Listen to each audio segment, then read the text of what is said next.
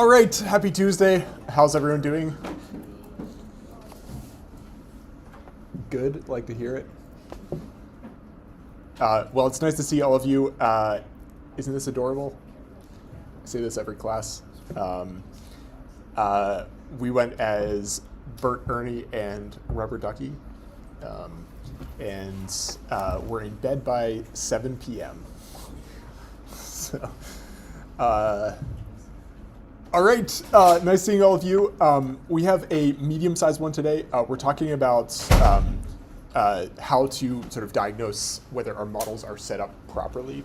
So I'm going to give you the full sort of tool set for being able to do this.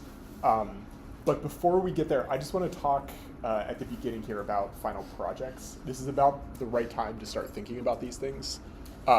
You've put in a lot of work using the data sets I've given you throughout the semester. Now's your time to go out and collect some data. So I'm going to be updating the course resources with some nice websites for picking up data, some good economics sources. But I just want to walk you through a little bit of like what I'm expecting. I want to talk about this together. I want to talk about some timelines and then just show you some of the resources and what others have done in the past. So the main thing I'm going to ask from you this week is to find a group of people. So this, in general, like what I expect from groups is to be either 2 or 3. 2 is good, 3 is good, 4 is too big. If you really want to work in a group of 4, that's fine with me, but you have to come and talk to me about it. I don't think groups of 4 generally work very well, at least in my experience. Groups of 2 and 3 work great. I think 2 is ideal, 3 is also fine. If you want to work by yourself, this is not recommended, but you can do it. You just have to come talk to me about it. Just tell me why you want to work by yourself and tell me that you can sort of manage the workload. So that's a little bit about group sizes. I want to show you some of the timelines for what we're going to be doing in the next like month and a half or so, and then talk through some of the resources that are available for getting started with your projects. The first thing, after finding your group, the next thing is to start thinking about what your research question will be. So are there relationships that you're interested in studying? And where would you go to get that data? So I'm going to show you, I have a whole section of the website devoted to just giving you ideas. Isn't that nice? Yeah. And you have the option eventually to end up on this website. So like your name and your project could end up here. But if you, so on the sidebar here, you can see all the different parts. Part 6 is generally devoted to wrapping up your projects. If you click on the projects tab, I've just pulled a bunch of things together for you. I think this is one of the hardest part of doing one of these projects is knowing what to do. Like finding a research question, these are hard things to know.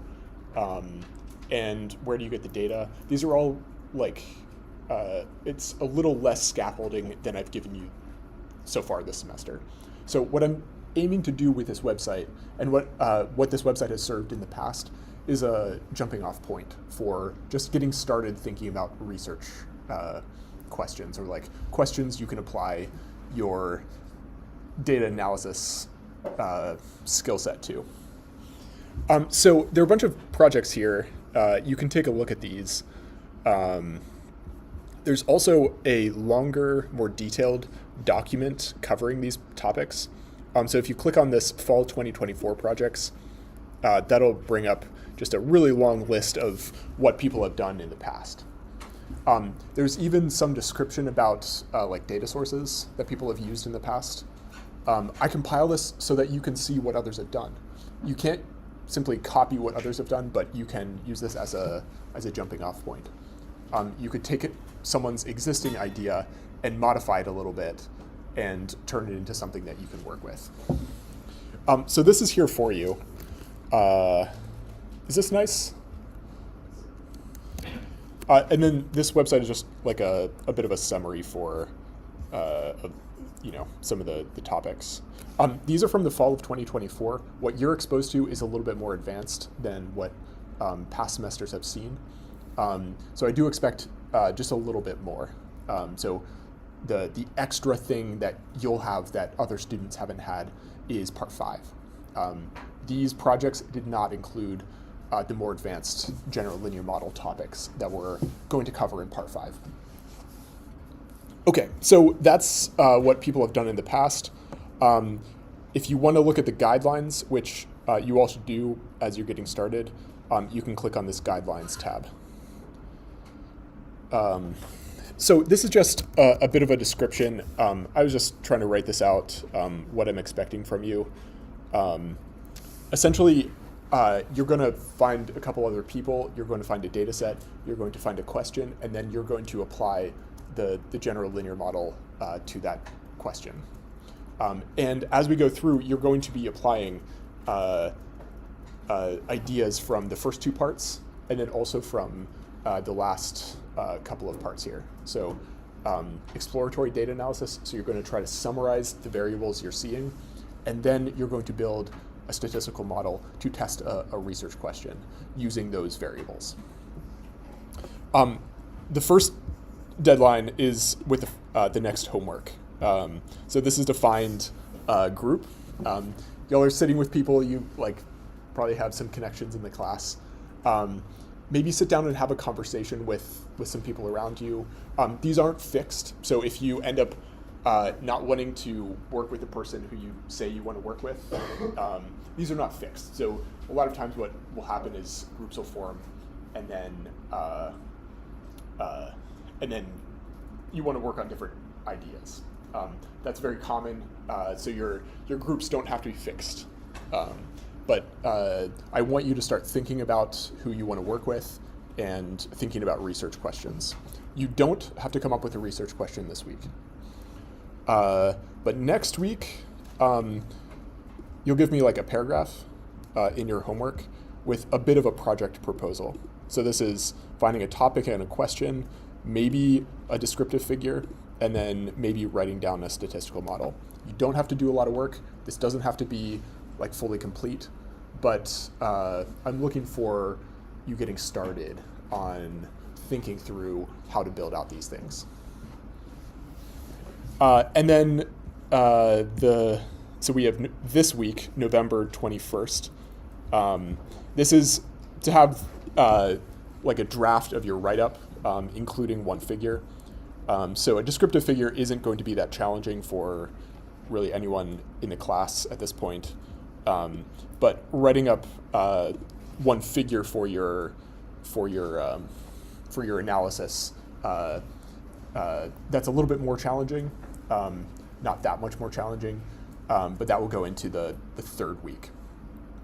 Then we run off to Thanksgiving break the next week, and then we come back together the first week of December. Then we have one December week in here where there's nothing due with the final project, but the deadlines for the end of the semester, I try to keep these a little bit flexible so that you can have plenty of time to work on your stuff. We're doing presentations in the final exam period, which I think for this class is the Friday. You can double check. I was just looking through these things yesterday. But I believe it's, oh, did I get this wrong?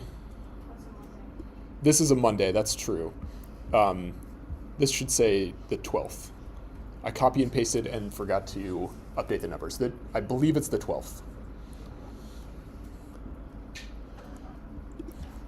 So what will happen with the final project is you'll send me your slides before the final exam period. I'll put them all together and then you're going to present to me for or present to all of us in this room for about 3 minutes. It's going to be very short. It should be 1 to 2 slides. I'll talk about this a little bit later, but it should be very short. The length of it should really not be a big burden. The challenge for most people is getting all of your work down to 1 or 2 slides, and then trying to summarize what you've done in a very short amount of time. In part 6, the last week of the semester, the first week of December, we're going to spend that entire week just working on our projects.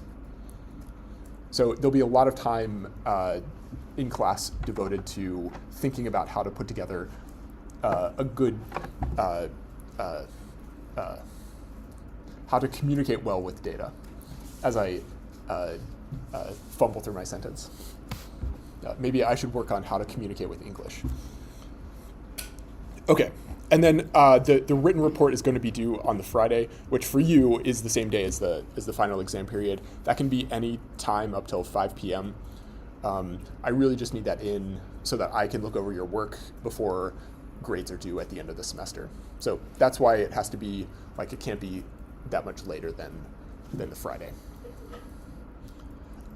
So should we talk about the projects, what the final report will look like?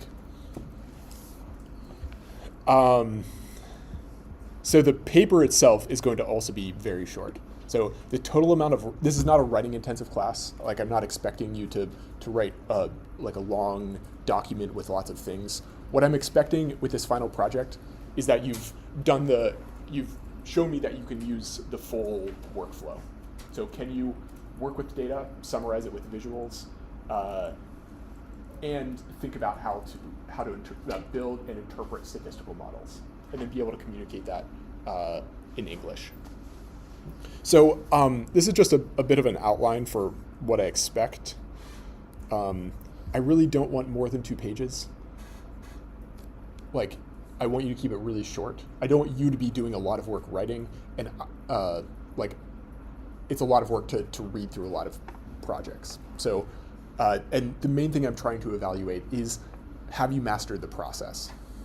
Part of that is communicating with English, but the main part is working with data itself. So the paper really does not need to be long. So really just the first part is just setting up the question. Why is it interesting to you, and how are you working with that question using data?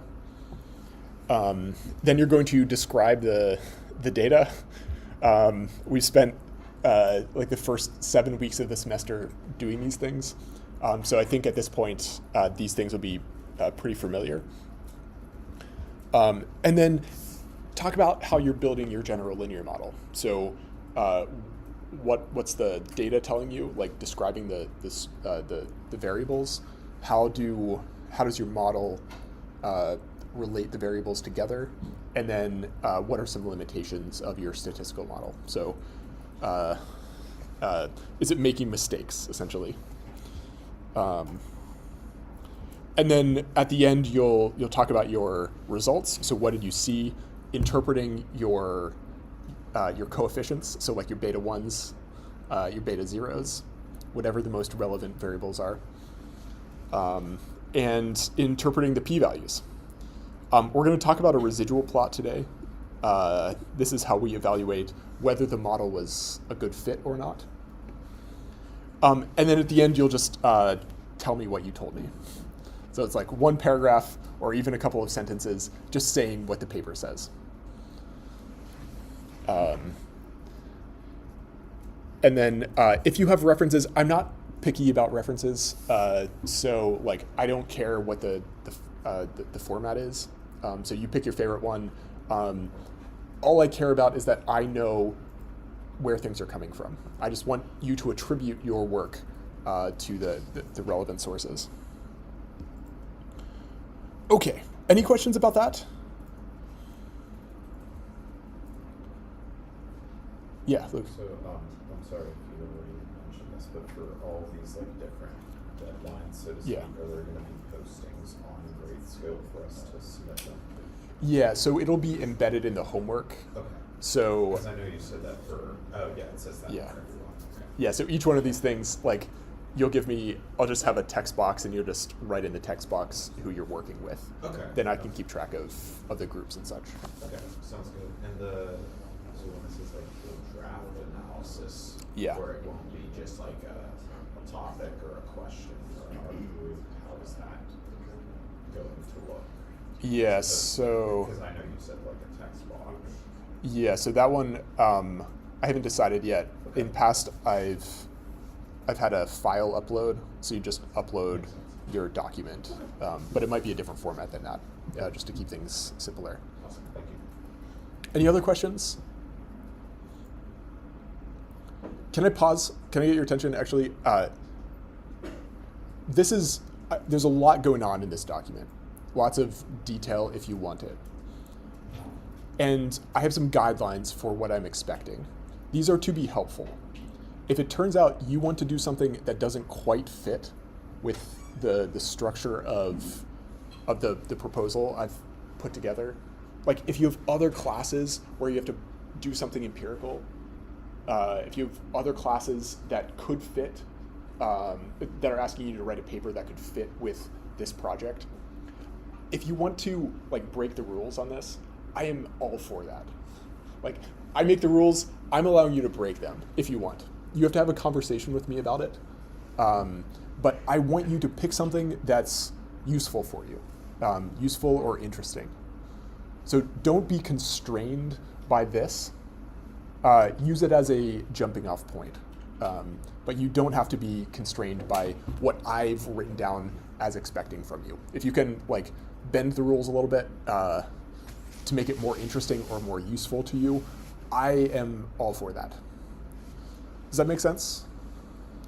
Okay. All right, so 1 to 2 pages. And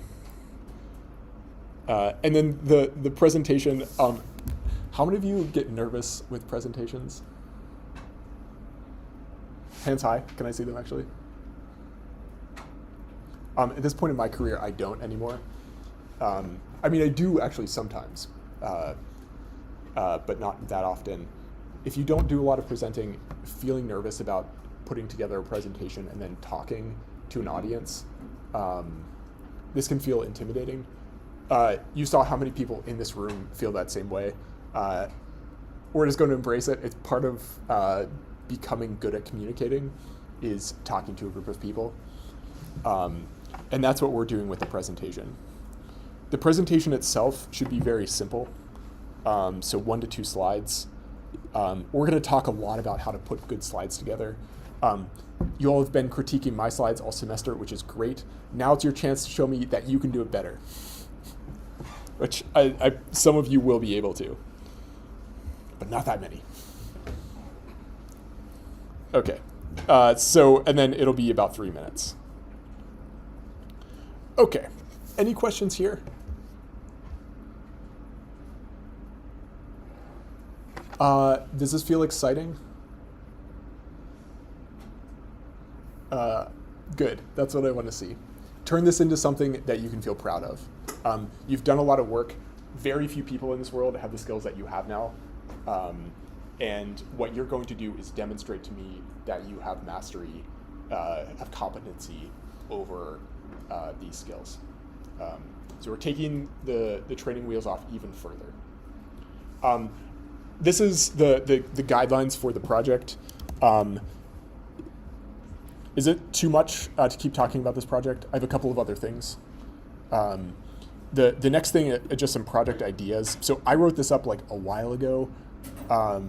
So these are not like super current project proposals. But this is just, some other ideas. Some people have used these in the past.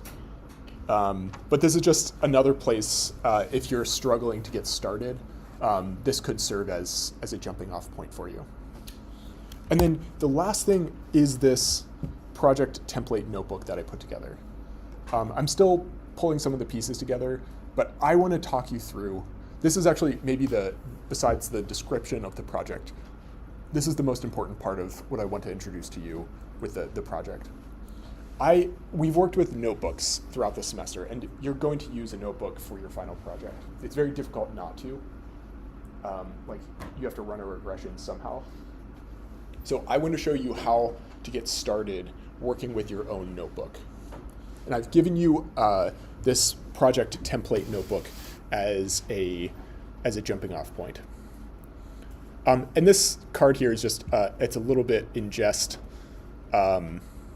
This is just what, it's like a blank card that eventually your work will get filled in.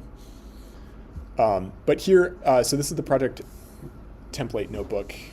If you click on this, I've started setting this up for you already. So far, we've worked with data sets that I've hosted on my website. If you want me to host a data set on my website for you, that's something that I can do. Just let me know, like send me the data set, and I'll put it in a folder so that you can access it without having to work with Google Drive directly. But my recommendation is to get started working with Google Drive. So I'm going to spend like 5 to 10 minutes right now just showing you how to get started working with Google Drive. This is just a bit of the setup. So I've structured this notebook to give you some steps. So the first step, once we've gotten started working with Google Drive, the first step is just to summarize your main variables. So this is like part 1, summarizing the univariate data. And then step 2 is part 2. So it's trying to summarize the relationships between variables, mainly the variables that you're interested in. And then step 3 is building and running your statistical model. So I've given you some steps here just to think through how to get started doing those things. But I want to talk about this first part. This may look a little bit intimidating, but this is just how you would get started working with your own data in Google Drive. So if you open this up and you hit save, so you could save this, save a copy in Drive. If you do that, it should save it for you. Actually, let's try this. Save a copy in Drive. If I go to my Drive, you'll see this Colab notebook.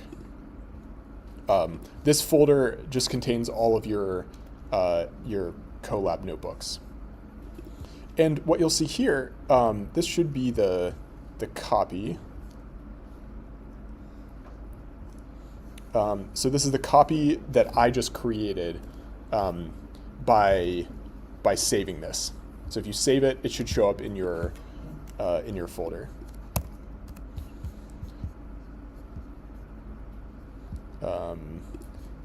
How many of you were able to see this? No one? Sabi? Yeah? See the file? Yeah, the file. I just meant, I thought you were talking about the code. Oh, yeah. So, yeah, do you have a Colab Notebooks folder in your Google Drive? Okay. Whenever you save the notebooks that I provide to your Google Drive, they will show up here. I think there was some confusion a couple of weeks ago with one of my students about this exact question. If you save it, it'll show up here. So here I have the project template. What you can do, just to keep things organized, is create a folder for your project. So what I would do is label it just like this: econ _ 0150 _ project. And then I'm just going to drag this this notebook that I just saved. I'm going to put it in this folder. So just to keep things organized, because you may have other Colab notebooks floating around. Okay. So once you have this set up, there's a bunch of code here that I'm giving you. There's a lot of text and a lot of code. This is instructions for how to access data in your Google Drive within a notebook. So if I run this, let me just show you what happens when I run this.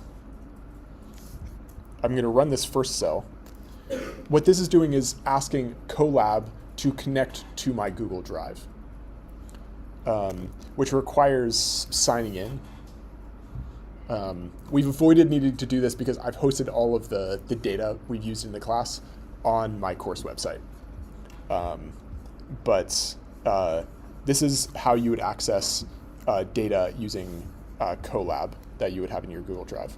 So what Google Drive is asking is to connect, or the notebook is asking to connect to Google Drive. So I'm just going to say connect to Google Drive, and then I'll just use my personal account here.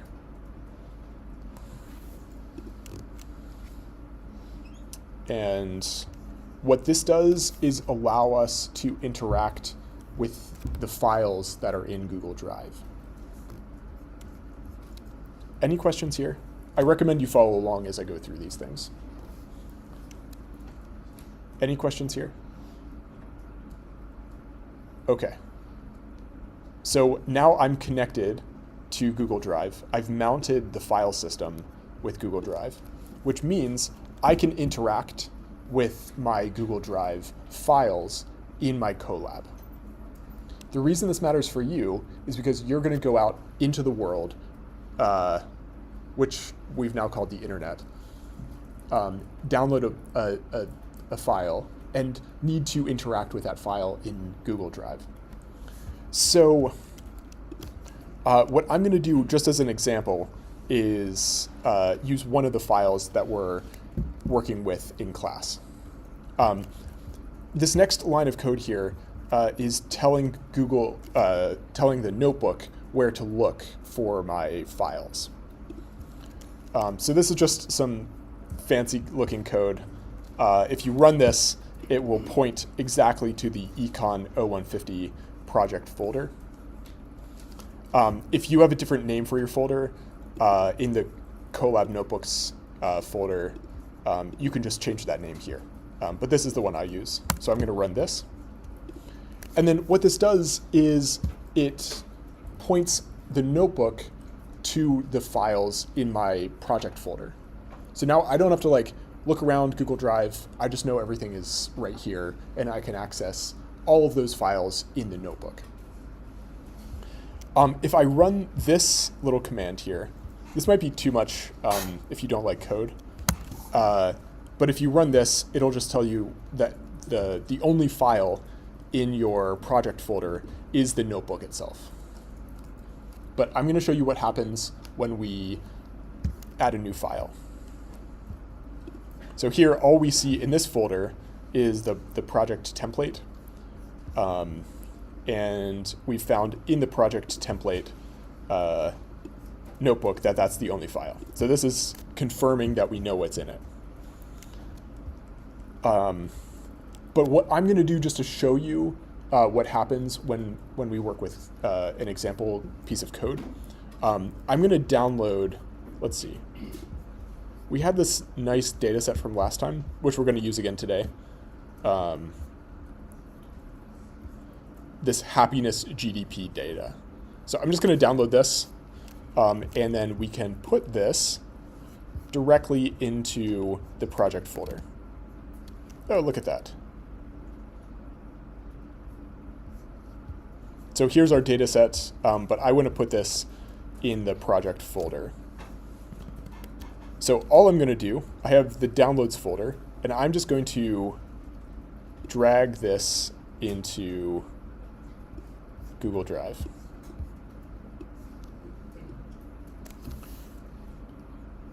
So I drag it over, you can see that the file is now in the folder.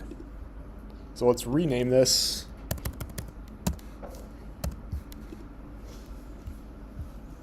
And then if we run this list directory again, we can see that the new file is in the folder.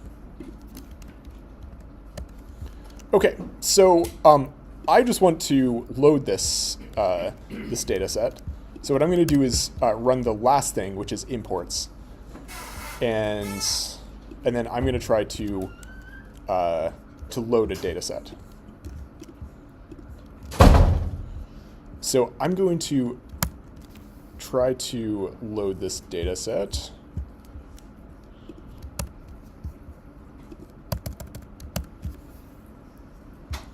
And what this is doing is looking for this file in the main folder that we're looking in, and call that data. So now we can just take a look at what the data looks like. And it looks exactly as we'd expect. So you don't have to use the data sets that I'm giving you. Using this, you can put whatever data set you like into the project folder. So you're going to go around the world, scour the internet for interesting data sets, and then put them in your project folder. This, in past semesters, just working with Google Drive in notebooks has been a little tricky for folks. So if you feel like lost or confused, it's very understandable. What I've done here is try to give you some guidance on how to interact with your Google Drive account using a notebook. But if you get stuck, just send me an email. I'll try to get back to you as quickly as I can. Any questions about this? Okay, so the last thing we're going to do in this notebook is, let's say I've done some things to it, and I want to save it, save all the work that I've done with the new data set. So like, what if I want, I'm going to add a new variable. So let's say data new is equal to just something silly. Let's just say it's just a list of ones. So I've added a new column here, and I want to save it. So this is a new data set. My original data set that I loaded doesn't include this new column that I created. So what I want to do is save this new data set with the new column. And the way I would do that is by saving it using data.toCSV. So it's going to turn the data set that I've created in the notebook into something that's saved. So then I can work with it later. So if I run this, it's going to save a new file called clean data.csv. Okay, and that should show up here eventually. So cleaned data. So this is the data set that I just created. This is the original one, and this is the notebook that I'm working with. This is really powerful. Like, it's a little bit confusing to get started, but what this allows you to do is not rely on what I'm giving you, but to work with your own data sets. And this is what you're going to be able to do with your final project. All right, any questions? I'd say about as interesting as data cleaning. Yeah? Okay, so I've set all those things up for you so that it's as straightforward as possible to work with notebooks and your own data set. All right, but of course, if you ever have questions about that, you know my feelings about questions. All right, should we talk about model residuals? And we're not talking about that black stuff on the wall. This is what we've done so far. We've talked about the general linear model using numerical predictors. So last class, we walked through and talked about bivariate data. The idea with what we did last class was to introduce a predictor. So how do we predict a y variable using an x variable? Well, the easiest way is to set up a figure with a relationship. And then all we do is we draw a line with some slope, whatever that slope is, and we try to minimize the mean squared error, so how wrong the model is. And we talked about how the mean squared error kind of minimizing it looks like something like this. We're drawing a line through the middle point of the data. And the idea with the general linear model with slopes is that when we have bivariate data, we're fitting a model to each one of our samples. Each sample, if we were to repeatedly sample, gives us a different slope. And when we plot the distribution of the slope parameters, we end up seeing something like this. So this is our beta 1, the slope parameter. And the distribution of the slopes looks something like this. It's a normal distribution centered on the true slope, the true relationship between the x and the y variable. And this is amazing. What this is telling us is that as we increase our sample sizes, the actual distribution of the sample slopes gets closer and closer to the truth, or it's closer and closer to a normal distribution centered on the truth. And the spread of this distribution becomes tighter and tighter around the truth. And once we have this, we can ask all sorts of questions about the distribution of the sample mean. So the main approach here was to center this sampling distribution on 0, and then ask, what's the probability of seeing something as extreme as what we do? And this gave us the p-value. And we interpret the p-value of a slope coefficient in the same way that we do with an intercept coefficient. It's really just the probability of being as extreme under the sampling distribution centered on the null.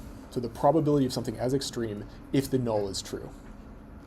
And the amazing thing is that this green distribution is knowable to us, even if we don't know the true distribution of slope parameters.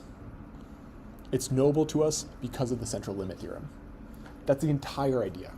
It's like whatever the distribution is, generally, we know what this sampling distribution will look like. And this was one of the pictures. You told me you didn't love it. I told you I did. This is just, in gray, the distribution of the sample slopes, or sample models, under the null hypothesis. So this, in gray, is what you would see if there were no slope in reality.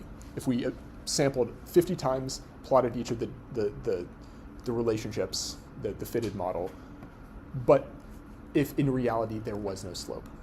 And what we're seeing in red is the slope through the sample.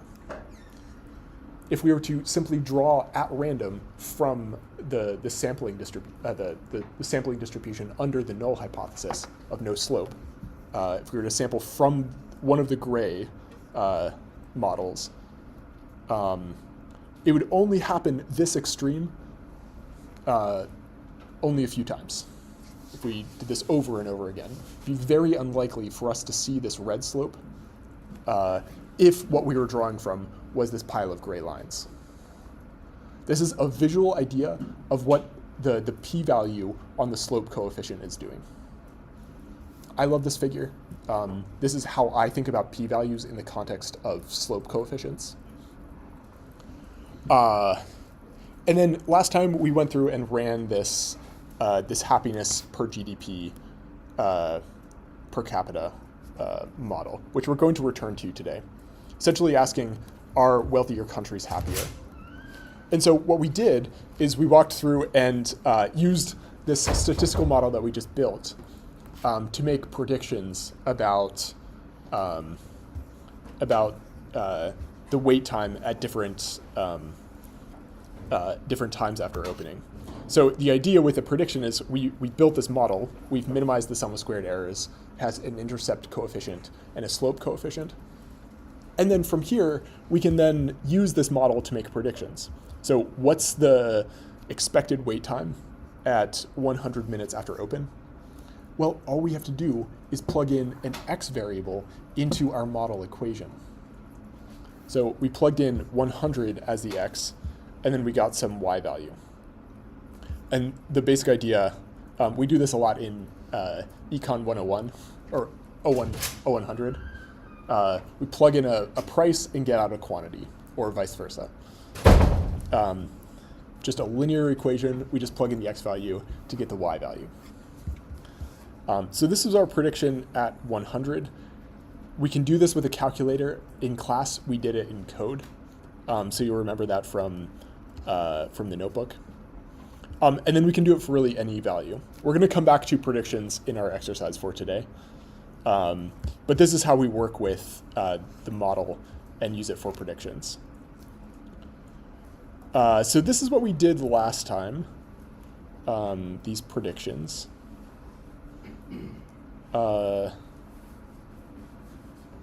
So the last thing, I think we didn't have time to get to this. I think we left off talking about model predictions. But we want to focus on not just what the model predicts, but also how do we interpret our slope coefficient. We've done just a ton of work to try to make claims about the relationship between our x and our y variables. But we can also ask questions like this, like how much does wait time increase every minute that goes by? So if we wait another minute, how much longer are we going to have to wait because we didn't show up to the restaurant? I think this question is a little bit funny because there's like there's time on the horizontal and then wait times on the vertical. But essentially it's like, if we show up to the restaurant a little later, are we going to have to wait longer? So this is the visual for how we understand these coefficients. Beta 1 gives us the slope. We want to know if we show up to the restaurant another 100 minutes, how much longer on the vertical axis will we have to wait? And beta 1 tells us this number exactly. We could calculate the difference in wait times using two predictions. So we can just plug in the prediction at 200 and then plug in the prediction at 300 to get the two vertical intercepts, and then find how much longer we would wait at 300 minutes than 200 minutes. But there's a much simpler way to understand these things. So beta 1, the slope coefficient, so in this case it's 0.011 times x, is how much extra is the vertical axis for every 1 unit increase in the horizontal axis. So this is a great definition to hold in your heads. But you can think of this just as the slope coefficient. So every time you increase the x-axis, you're increasing the y-axis by how much? Well, it's beta 1, whatever that is. So in this case, we're increasing the wait time by 0.011 minutes for every extra minute we show up later to the restaurant. Okay. Any questions here? Another way of framing this is how many extra minutes will we have to wait if we show up to the restaurant 100 minutes later? Well, all we have to do is multiply beta 1 times 100 to get this vertical axis. There's a rounding error. The math is rounded here, so that this is 100 times beta 1 is roughly 1.09. But it really should be 1.11. Or sorry, 1.1. Just beta 1 times 100. Okay, any questions? Clear as mud? Love that. Okay, so this is how we interpret the beta coefficients, and you will interpret them in your final projects. This is one of the things where we turn statistical work into communication. So let's actually skip this for today. You can look back at the regression and do the interpretation here. You're going to be asked to do this on your homework. So this is the basic idea for what the model tells us. So we have the p-values, which is the probability of seeing something as extreme as what we do. And then we also have the coefficients that we're estimating. The betas, particularly in this case, the beta 1 that we're estimating, the slope. And we can interpret these slopes in the way that we've just done it. So for every 1 unit increase in the horizontal axis, how much does the y-axis change? The general linear model, just as like an outline of what we've done here, in the univariate case, all we're doing is trying to estimate the beta zeros. Essentially a one sample t-test. What we've just done is a numerical predictor. So I don't just care about the averages. What I want to know is the relationship between two variables. Beta 1 is very closely related to a correlation coefficient, like a Pearson correlation. It just gives us sort of the relationship between two variables. So we've walked through this. Our null hypothesis when we run a regression is that there is no relationship between these two things. And the null hypothesis on beta 0 is also 0. So whenever we run a regression, the default null hypothesis is always going to be 0. What we're going to do next after class today, so class on Thursday, is talk about a categorical predictor. So this is what happens if x is not a numerical variable? What if it's actually like a binary categorical variable? So like yes or no.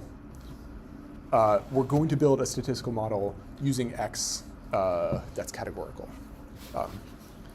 So that's where we're going next time. And then in part 5, we're actually going to extend the bivariate case where we have x and y into cases where we have multiple x variables, which is what we call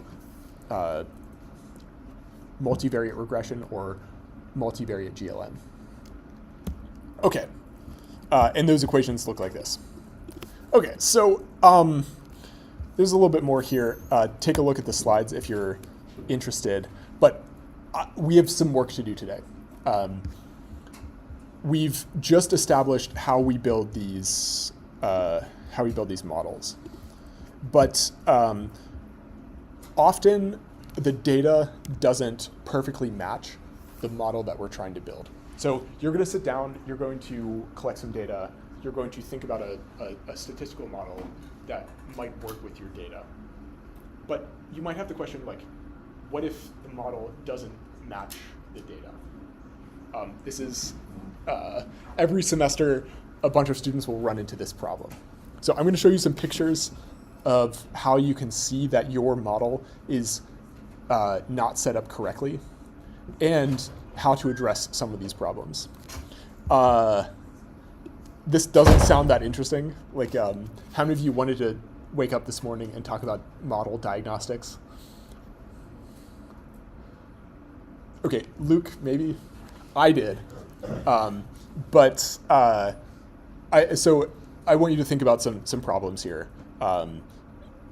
as a bit of motivation for what we're about to do. So we've talked about the general linear model, just a bit of review here. This is essentially this one sample t-test. Then we talk about the beta zeros. Then we have the intercept plus slope model testing relationships, which is what we just finished talking about. But what if, like, look at this figure. I have a very nice model on this side. So the horizontal axis here, I actually have fitted values. Then on the vertical axis, I have residuals. We're going to talk about what these two things mean in a second. But when you look at this figure, you think, fine. When you look at this figure, what do you think? Tell someone next to you what your Halloween costume was, and then tell your neighbor why the model on the left is not so good.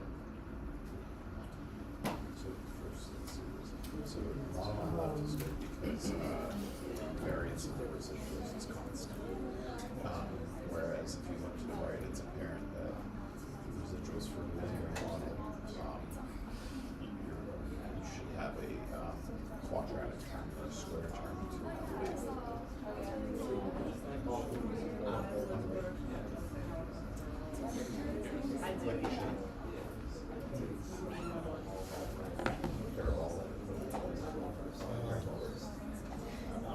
Good.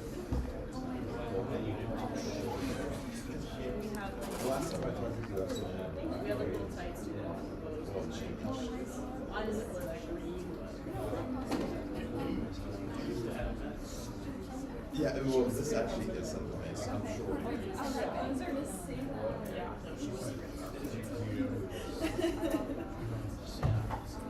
Most people get your file. All right. So how many of you think the model on the left is a good model? Like we've set it up correctly? On the left. Is this the left?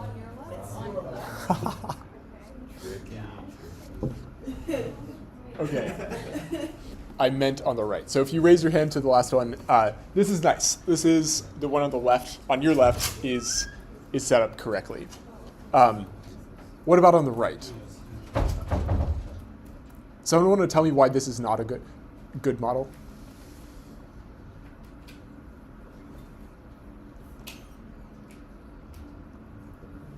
I'm sorry, I'm not- Savi. Are you saying this is not a good model or? I'm saying this is not a good model. Okay. But I want to understand why. Yeah.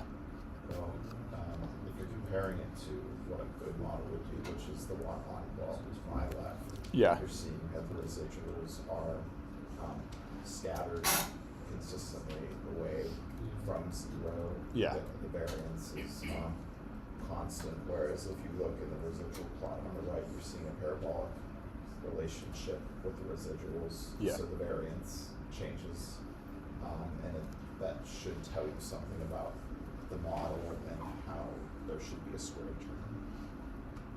Okay, so we're going to talk about squared terms in a second. And also inconsistent variance. Maybe to make this even simpler, if the model is supposed to give us a prediction, and the vertical axis here is how far away our prediction is from the truth.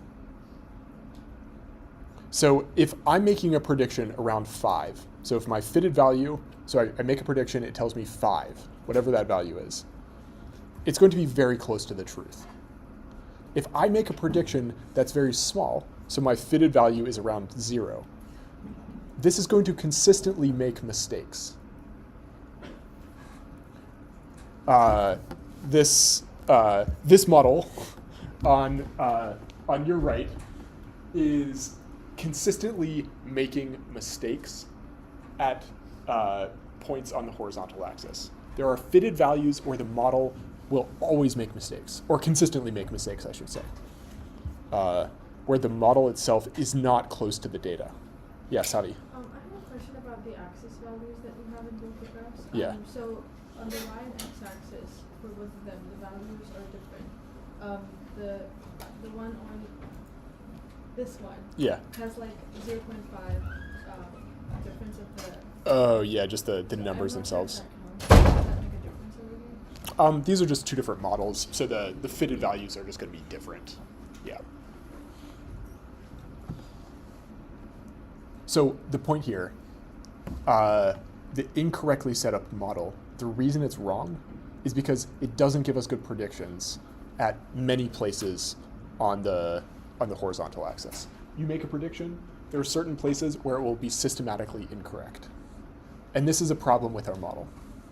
So this is the kind of thing we want to be able to see and understand with our models. As we set them up, we need to be checking for these things. So these are a couple of assumptions that we build into the general linear model. And when you're building your models, you're going to be checking these things too.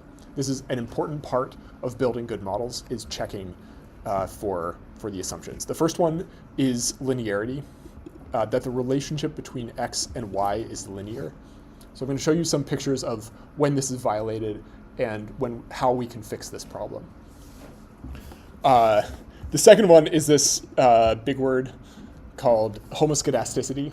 We assume that our data is homoscedastic. I'm going to show you a picture of what this looks like. This is maybe my favorite word of the entire semester. But essentially, this just means that the variability in the data around the model is consistent. It's like equal variance across all values of x. And then the third one we'll talk about today, the last one, is normality. This one matters much less. I'm going to tell you why this matters less, but I do want you to be checking for these things. That the distribution of the mistakes the model makes should be approximately normal. And then the last one is independence. We're not going to talk about this today, but we will come back to it when we talk about time series. This is one of those assumptions that's very tricky to deal with, and is part of the reason I'm trying to persuade you not to build time series models in this class. So why do we care? Well, first off, if our model is not correctly specified, if we make any one of these mistakes, the predictions of the model will not match reality closely. So our model will be could make systematic errors. Also, when we talk about p-values, we're assuming a particular distribution around the model. So it's like the distribution of the slopes. They're constructed under a particular set of assumptions. And so our p-values will be misleading. Okay, so how do we do this? With model residuals. This is not the kind of model residual that's like on the backsplash of your kitchen counter. The model residuals are just these the error terms, essentially. It's like how far away from the data is our model. What's the difference between the model and the data? So we're going to actually work through this. I have code provided in the slides. We have a little bit less time than I was hoping for, which is fine. So I'm going to skip this for now. We're going to come back to this, and we're actually going to calculate the residuals for our happiness and GDP model that we built last time. And then we also have model predictions. So we have the residuals and we have the predictions. And if we have both of these things, the predictions of the model given to us in red, and then the residuals given to us in green, we can actually test for two of the assumptions, both linearity and heteroscedasticity. Okay, so I'm going to hop over to the exercise 4.2, and I'm going to load the data set from last time.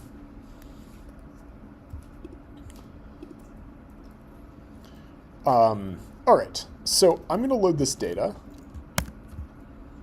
and I'm going to plot GDP per capita against life evaluation. You'll notice this is slightly different than what we did last time. Instead of plotting log GDP, I'm plotting GDP per capita. So I'm going to plot per cap. I'm going to plot this. Yeah.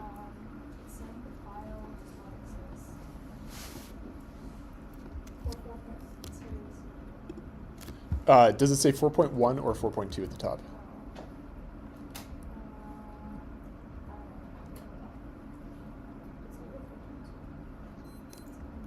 It should say 4.1. Yeah. Interesting. So it's, if you click on the notebook link, it's not going anywhere. Interesting. Can you give me 10 lecture points for making a mistake? So if you click on this. Oh yes. So let me give you permission. That's my mistake.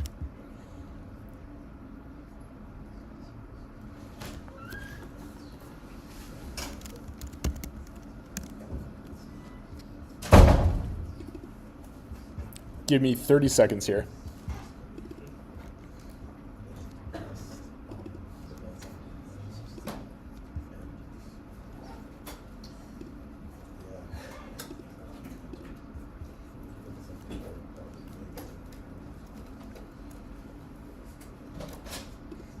Okay, try it now.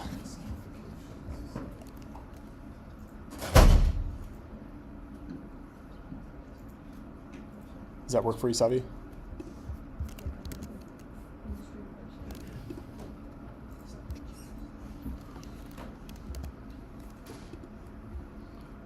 Nope.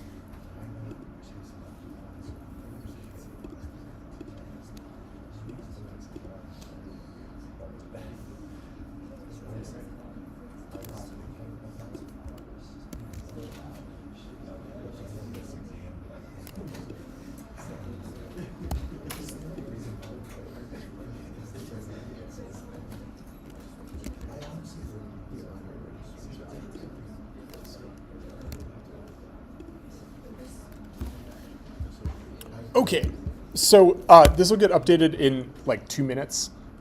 In the meantime, I want to talk you through, we're going to come back and build a model and check the residuals in a second. Sorry about the link error. It'll get fixed in a second. So we're going to talk through some other things we can do with the residuals. The first thing is this figure that I showed you before. So we can check for the model fit. Often when we look at a model, just using a scatter plot, it's going to be very easy to see whether a linear model will make sense or not. But as we start working with more complicated models in part 5, we're going to need to use the residuals to be able to check the fit of the model. So here, it's very easy to see that the model is not making a great prediction. The left figure, I think this is correct on the slides. The left figure is showing that the model is making good predictions everywhere. So the error is about the same. We're not making systematic errors. But then, like we talked about before, this right figure is making very strong errors for large and small values, and very, very large errors for values in the middle of the distribution. So if you're predicting something around 10, you're just going to be predicting a number that's greater than nearly all of the data points. So your estimate is going to be very wrong. Your prediction will be wrong consistently. This is another picture of where the residuals are coming from. So we have this data set. The horizontal axis is age, and then the vertical axis is annual income. Not this many people are making this much money. This is a synthetic data set. So the true relationship behind the scenes here is nonlinear. Like, there's some curvature to the figure. So it doesn't, your income doesn't linearly increase as your age goes up. It starts leveling out later in life, which is generally consistent with the truth. If we build a linear model, we're going to be making mistakes predicting how much money you make using your age. We're going to be making mistakes for small ages. 20 is not a small age, for those of you in the room. But for small ages on the horizontal axis of this figure anyway, 20, the model is making lots of mistakes. Like nearly all of the data is beneath the line. And then the same is true for large values. So if you're like above 60, the model is going to make a lot of mistakes for you. And then the same is true for ages in the middle. So there are points where this model makes a good prediction, but there are lots of points where it doesn't. We can construct the residuals by fitting this line in red, and then plotting the residuals. And you can see this figure is giving us an indication of where mistakes are happening. So this is just transformed into this one. This is the residuals on the vertical axis, and then the y variable, or sorry, the x variable on the horizontal axis. And you can see we make more mistakes for ages 40, and we make lots of mistakes for ages 60 and 20. So this is the thing we're going to try to look for. Some curvature in the residuals gives us some indication of whether our model is doing well or not. Okay, so I think here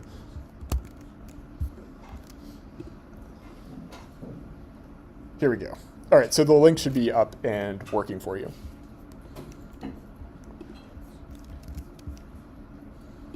So let's construct some residuals. So what I'm going to do first is plot the data. I have GDP per capita and life evaluation on the vertical axis. How many of you think a linear model would work in this case? Like, what do you think about a linear model in this, for this data? Hands up if you think it's good. Hands up if you think it will be misspecified. Good intuition. When you see this, it does not look linear to me. I'm going to show you what happens when we fit a model and we plot the residuals. So we're going to fit this model, life evaluation, and then GDP per capita. We're not going to use the log just yet. If I run this, I get the model will run. It will give us coefficients, but our model will not be set up properly. And I'm going to show you the distribution in a second. But here we can interpret, like we have a beta, we have the standard error, we have the t statistic, we have the p-value, and a 95% confidence interval. We can also do predictions with this model. But what I'm going to show you are the distribution of the residuals. So I'm going to take the model and get the residuals. So we have model.resid. People who write code like to not write out full words. So if I run this, I'm going to get something that looks like this. This doesn't look so bad, but it's not great. This really should be centered on 0, and you can see maybe it is, like the average will be around 0, but you can see it doesn't look quite normal. It's like skewed a little bit to one side. We can also get the predictions. So this is our y-hats. So I'm just going to run this. And this definitely doesn't look nice. We have lots of predictions around 0. And then we have a long tail. But what we can do is plot the relationship between the residuals and the predictions. So I'm just going to copy over this scatter plot, which is what we call a residual plot. Call this residual plot. So we're going to plot the predictions as our x variable and then the residuals as our y variable. And you tell me, does it look like our model is well specified?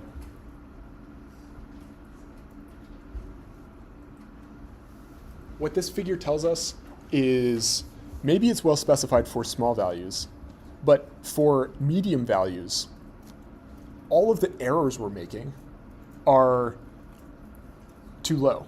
So we're predicting values that are below the data point itself. So for values in this region, the actual data point is a larger value than what's being predicted. So the error is positive. And what this tells us is our model is just not very well specified. So we're going to come back and talk about how to fix this. I'm sorry to rush through this. Instead of finishing up the OLS assumptions, we're going to come back to this next class.